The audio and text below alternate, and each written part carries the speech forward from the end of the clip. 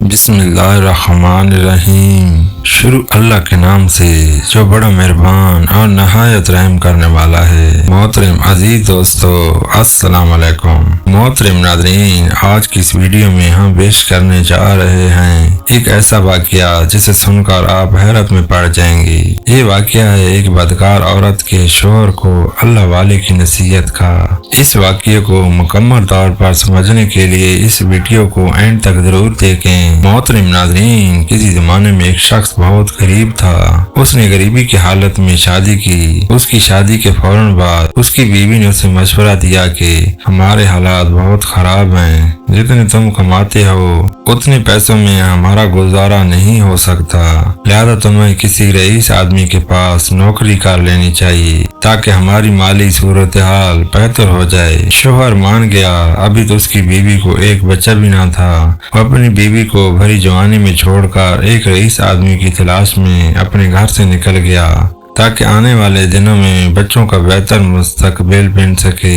وہ دور دراز کسی شہر میں نوکری کرنے چلا گیا اور کسی رئیس کو تلاش کرتا رہا۔ جلدی وہ کسی رئیس کی غلامی کرنے لگا اور 20 سال اس رئیس کی خدمت کرتا رہا۔ جب اس شخص کے پاس کافی مال و دولت اکٹھا ہو گیا تو اس نے فیصلہ کیا کہ اب میں واپس گھر لوٹ جاتا ہوں، لہذا اس نے 20 سال بعد اس رئیس سے اجازت چاہی کہ اب وہ گھر جانا چاہتا ہے۔ وہ رئیس آدمی بہت ہی سخی دل تھا۔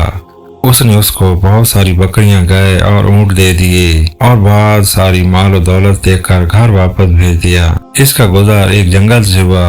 اس کی نظر ایک جھونپڑی پر پڑی۔ آدھی رات کا وقت ہو چکا تھا۔ وہ اس جھونپڑی کے پاس گیا تاکہ رات وہ ادھر گزار سکے۔ جب وہ جھونپڑی کے پاس گیا تو کیا دیکھتا ہے کہ ایک درویش اس میں بیٹھا ہے۔ اس نے اس درویش سے اجازت چاہی اور ایک رات ٹھہر گیا۔ اس آدمی نے درویش سے درخواست کی کہ آپ بہت اللہ والے اور علم والے لگتے ہیں، کیوں نہ آپ مجھے کوئی نصیحت کر دیں۔ وہ درویش کہنے لگا، میں نصیحت تو کر دوں گا لیکن میں نصیحت کرنے کی قیمت وصول کروں گا۔ اس نے جب قیمت پوچھی تو درویش کہنے لگا کہ ہر نصیحت کے بدلے ایک اونٹ لوں گا۔ وہ آدمی بولا کہ میں بہت مالدار ہوں، اللہ نے مجھے بہت کچھ دیا ہے، نصیحت مل جائے تو اونٹ کی کوئی بات نہیں۔ اس آدمی نے قیمت ادا کی اور اس بزرگ نے نصیحت کی کہ جب بھی آسمان میں تارے ایک لائن میں دیکھو تو فوراً کسی پہاڑ پر چلے جانا، سیلاب آئے گا۔ اس شخص نے کہا کہ یہ نصیحت میرے کسی کام کی نہیں، مجھے کوئی اور نصیحت کی جائے۔ وہ درویش کہنے لگا، نئی نصیحت کی نئی قیمت ہوگی۔ اس شخص نے ایک اور اونٹ دے دیا۔ بزرگ نے کہا کہ جب کسی کی آنکھوں میں شیطانی چمک دیکھنا تو اس سے بچنا، وہ تمہیں قتل کر دے گا۔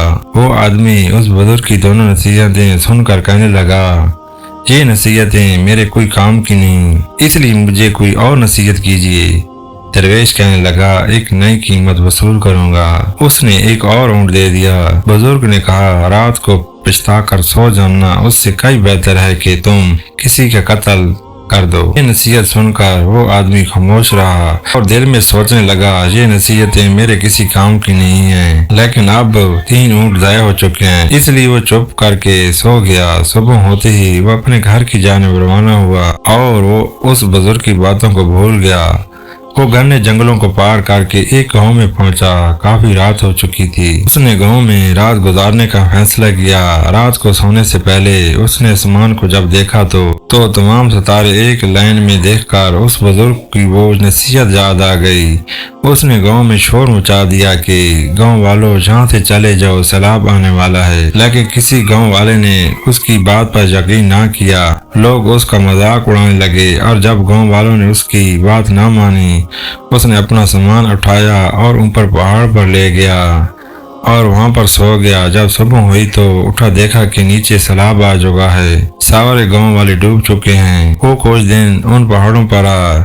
جب سیلاب کا پانی کم ہوا تو پھر وہ اپنی منزل پر روانہ ہو گیا۔ وہ ایک اور گاؤں میں پہنچا۔ وہاں پر اس نے ایک شخص کے ہاں قیام کیا جو باتیں کرنے کا اچھا معلوم ہوتا تھا، لیکن اس کی آنکھوں میں وہ شیطانی چمک دیکھ کر وہ چونک گیا۔ اسی وقت اس شخص کو اس بزرگ کی نصیحت یاد آ گئی کہ جب کسی شخص کی آنکھوں میں شیطانی چمک دیکھو تو اس سے بچ کر رہنا، وہ تمہیں قتل کر دے گا۔ رات میں اسی کشمکش میں اسے نیند نہ آئی۔ وہ اٹھا، بستر کو اس انداز میں پھیلا دیا کہ معلوم ہوتا تھا کہ کوئی یہاں پر سویا ہوا ہے۔ وہ آدمی آیا، اس نے اپنے ہاتھوں میں خنجر پکڑا ہوا تھا۔ آتے ہی اس نے بستر پر خنجر مارنا شروع کر دیا۔ اس شخص نے پیچھے سے جا کر اس کو پکڑ لیا اور اس کو باندھ دیا۔ آخرکار وہ شخص ایک رات اپنے گاؤں میں پہنچ جاتا ہے۔ اپنے گھر کے قریب جا کر اس میں جھانکتا ہے تو کیا دیکھتا ہے کہ اس کی بیوی کسی نوجوان کے ساتھ چارپائی پر سوئی ہوئی ہے۔ یہ منظر دیکھ کر اس شخص کا دل ٹوٹ گیا۔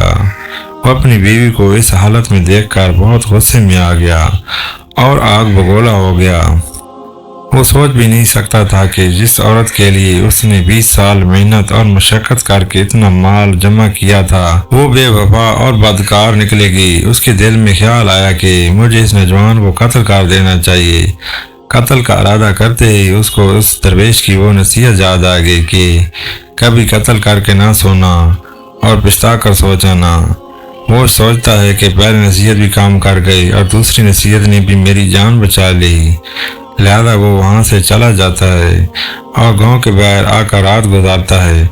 جب صبح ہوئی تو اس نے سوچا کہ کیوں نہ گاؤں والوں سے اپنا حال دریافت کروں۔ جیسے ہی وہ گاؤں میں جاتا ہے اور اپنا حال لوگوں سے دریافت کرتا ہے تو گاؤں والے بتاتے ہیں کہ وہ شخص بہت غریب تھا اور برسوں پہلے روزی روٹی کے لیے کہیں دور چلا گیا اور اب تک واپس نہیں آیا۔ اس نے مزید اپنے بارے میں جب دریافت کیا کہ اس کے جانے کے بعد اس کا کوئی بچہ بھی پیدا ہوا تھا تو گاؤں والوں نے بتایا کہ اس کے ہاں چند ماہ بعد ایک لڑکے کی پیدائش ہوئی تھی۔ اب وہ لڑکا جوان ہو چکا ہے۔ وہ آدمی سمجھ گیا کہ اس کی بیوی کے ساتھ چارپائی پر جو نوجوان ہے وہ اس کا بیٹا ہے اور جس کو قتل کرنے کا خیال اس کے دل میں آیا تھا وہ اسی کا بیٹا ہے۔ اس کے بعد وہ گھر پہنچا اور اپنی بیوی اور بیٹے سے ملاقات کی۔ کہ پیارے دوستو، یہ سچ بات ہے کہ اگر کوئی بزرگ آپ کا بڑا تو اس کو پلے سے باندھ لینا چاہیے، مگر آج کل اگر کوئی نصیحت کرتا ہے تو اولاد آنکھ سے ڈانٹ دیتی ہے، حالانکہ ان کی بھلائی کے لیے ہوتی ہے۔ اس لیے ہمیں ہمیشہ اپنے بزرگوں کی باتوں کو غور سے سننا چاہیے اور ان پر عمل بھی کرنا چاہیے تاکہ ہماری اصلاح ہو سکے، ہمارا فائدہ ہو سکے۔ اللہ تعالی ہم سب کو اپنے بڑوں کا باادب بنانے کی توفیق عطا فرمائے، آمین ثم آمین۔